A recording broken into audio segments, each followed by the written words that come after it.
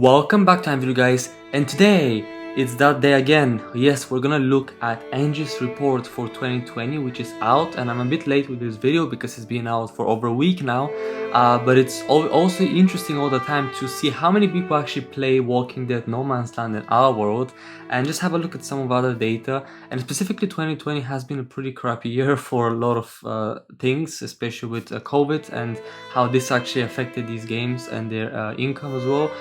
So let's have a look. I'm gonna leave a link in the description below. You guys can read the full all the 30 pages of this document. I'm not gonna go over every single number or detail. I just want to go over some of these things. And yeah, right, let's begin. So 2020 highlights. So pretty much everything is like kind of like on a positive note. Everything's increasing and up as we go. We have the Walking Dead lifetime revenue reaching 165 million. This is both for No Man's Land and Our World combined, from what I understand. Also, Stranger Things is now live in some markets. I think they're beta testing it. Or actually, it was actually live for a couple of markets for some months. Okay, and we have, in short, they have made 27.2 million in this year compared to the 34.7 million in 2019. So this is a decrease of around, what is it, 7 million or something. Understandable though, quite understandable. The gross profit is down as well. You can have a look at this data. Next up, we have the message from their CEO, and I'm not gonna go over everything. I just like this part here. The strategy is basically making games on well-known brands and franchises, because they believe that if they do games on famous franchises, they're gonna get more players, more people to play their games, because it's a well-known franchise. It's not something like a brand new thing. That I think the only brand new game that they did was Compass Point West, which was not based on anything. They just like an original game.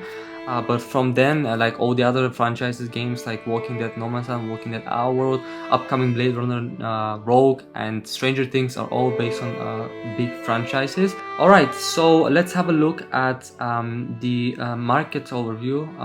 I kind of like this, and I understand a lot of it. It's kind of like obvious now with the pandemic, essentially, because like you have the pandemic. Most countries have been on lockdown for quite a bit amount of 2020, so this means that people are staying at home, and a lot of those people are actually unemployed, so they're not making a lot of income. So that means that they're not spending a lot on games, right? And on the other hand, because they're staying a lot at home, they also decide to actually play more games. So essentially, probably the time you spend on the actual game, like Our World and No Man's Land, has been increased, but essentially because they're not making a lot of profit, they're not spending as much.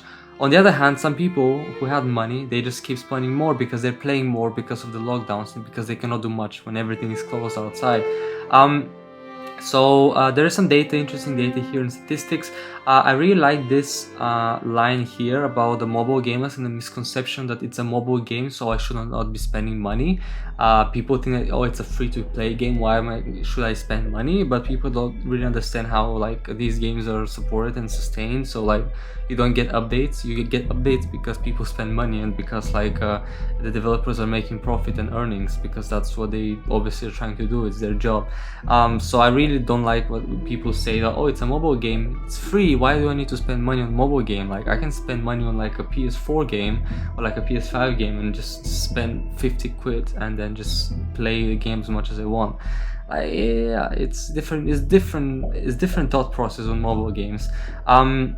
There's some interesting statistics here on the major, like the amount of games produced in 2020. They only say it's 43,000 compared to in 2016 it was 280,000. A lot more, well, a lot less last year, and obviously how COVID actually affected everything. And yeah, okay. So also there is something here with the Facebook advertising that's being increased by 15%. I'm not sure about you guys, but I did see a lot of No Man's Land sponsored posts in 2020 particularly. So they definitely have done a little bit more of the advertising there, and that's why they're probably mentioning this as well. And obviously we have the Apple changes to the way people share their information. That's gonna affect them now. That's kicking in with iOS 14. Okay, now let's have a look at the two games, and starting with The Walking Dead No Man's Land, having a look at the game. So it says that the Walking Dead has been a successful, continued improvement. The team has managed to release TV show content and adding more features and deepening the gameplay. And yeah.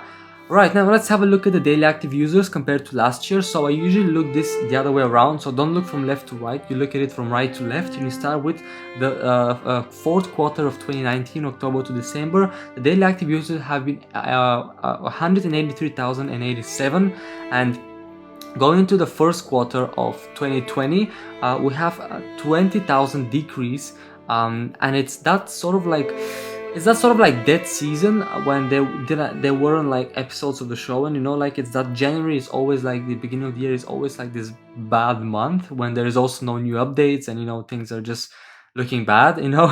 And then moving on to the second quarter of 2020, we have the decrease, which is only 5,000. So this is sort of the place where we had new Walking Dead episodes, we had a new update there, we had a February update, we had a April update, with new additions, and the decrease is much smaller.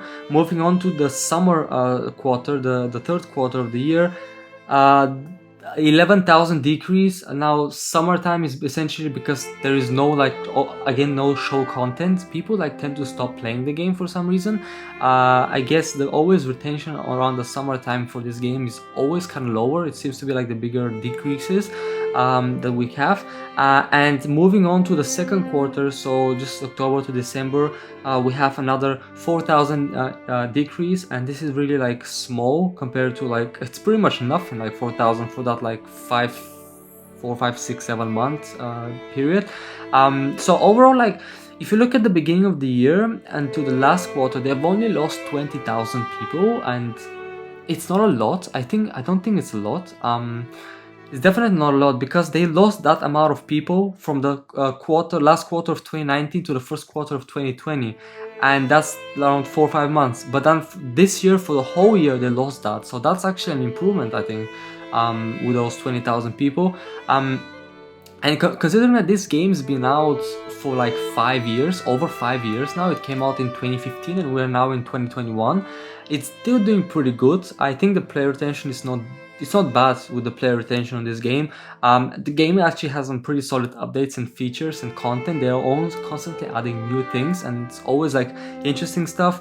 Yeah, okay, so now let's go look at The Walking Dead Our World. So here they're talking about their plans. Here they focus on retention improvements. They're talking about stabilization improvements, you know, on the revenue. Something interesting here, they're reducing the team size the same as The Walking Dead Our World. Well, this means that the team, they used to have 25 people. If they actually did cut down the people, then they probably now have like around 15 or 12 people working on it. I think that's the size of No Man's Land team. So if that's true, they do have less amount of people working on the game.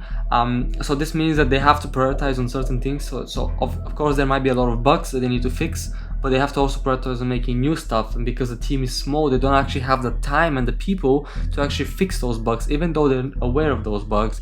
So this kind of makes sense. They're also talking about the two big things that they introduced, which is free roam, which allows people to move around, especially when the pandemic began. And later in the year, we have the Survivor Master Series, or towards the end of the year, which help people battle indirectly against each other, more competition. So the pandemic contributed significantly in the decline of the number of players in the early spring, but with the new functionalities introduced, then they managed to reduce that decline. Let's have a look. So looking at, again, from right to left, we have the fourth quarter of 2019. They ended up with a 114,000 players. So that's how they end up with. And moving on to the first quarter, they've lost quite a lot of players then.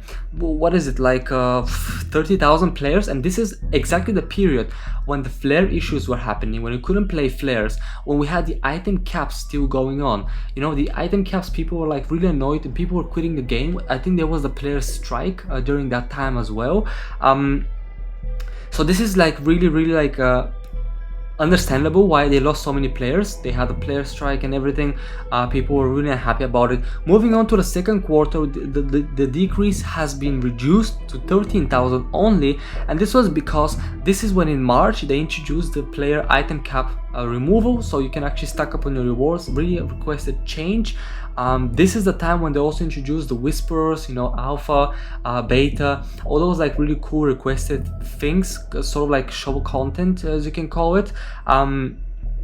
And moving on to the third quarter, July to September, so this is sort of like the time they only lost 5,000, and this is why, because this is when they introduced free roam, and this is where they introduced the storyline missions to keep new players playing the game. So they had these like new additions to the early stages of the game to boost the player retention, and then they had the free roam, which was like a massive thing, especially with the lockdown. When people were on lockdown, they were playing the game more, so they kind of like stayed on playing the game, especially with free roam, where you can explore your area. And also they kept on improving free roam during that third quarter, July to September, by adding the Judy Compass and the Ezekiel Cane, which increased the speed and duration of that feature. And also they during the summer period, we had the new boards as well. We had the introduction to the mini seasons as well concept, the boards without level gates. There was a few other changes I can't really remember, but overall pretty positive changes. Top 10 of the contributor on your tiles, board tiles, really highly requested community feature as well there. Moving on to the fourth quarter of the year, they only lost 4,000 players. As you can see, they did really manage to improve the player retention of this game, starting from April until December, because the decrease is only 9,000 players. Like, I think this is even less compared to No Man's Land. No Man's Land during that time, April to December, had a decrease of 15,000. So actually our world lost less players than No Man's Land, which is crazy. Like, they actually turn around the things compared to the 2019 year. So this is really nice actually, because October, December, this was the period when they introduced the PPL changes that we wanted. They also introduced, I think, couple of other changes that are actually requested. I don't really remember all of them, but they also introduced the Survivor Master Series. So there have been a lot of like positive changes around then. Oh yeah, there you go. They introduced the maxed cards payout, coin payout, to get more coins. This was in the third quarter. I guess player retention for the top end players increased. But as you can see, compared to the whole year from January to December, they've only lost 22,000 players, and No Man's Land lost 20 players. Okay, so this actually makes sense, because they did lose more players in the beginning of the year on Our World, and then the player retention was actually pretty solid. So now at the end of the year they have 60,000 players. So this is not bad. This is not bad at all. I like these numbers. Not bad, not bad. And finally, I just want to have a look at Blade Runner Nexus. So we have the game went back into production, so it's been in production for most of 2020.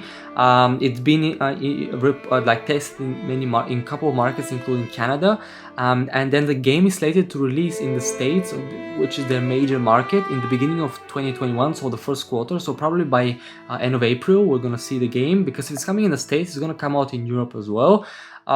So there you go, Blade Runner RPG game. Then we have Stranger Things Puzzle Tales. So if you don't know, this was supposed to be another location-based game, but then they actually made it into like sort of like a puzzle game. So it's not anymore based on your location. They decided to scrap that, and it's been into production for most of 2020. It was tested as well exclusively in some markets, and then it was pulled off later. So yeah, the game, they don't have a release date, but probably maybe like later in 2020. And finally, this is the sort of like the employee situation with NG. They have 78% of the employees are men, and then 22% are women, and then they had overall 104 employees by the end of the year. So yeah, and you guys can have a look at the rest of this breakdown on the link in the description below. What do you guys think about this game? I'm really impressed by the retention of Our World players. Really cool with these changes, pretty solid changes as we had a look previously. Really happy with that. No Man's Land is also doing well with the new additions and new upcoming things that's coming out. But yeah, hope you guys enjoyed this video, and I'll see you guys all in my next video.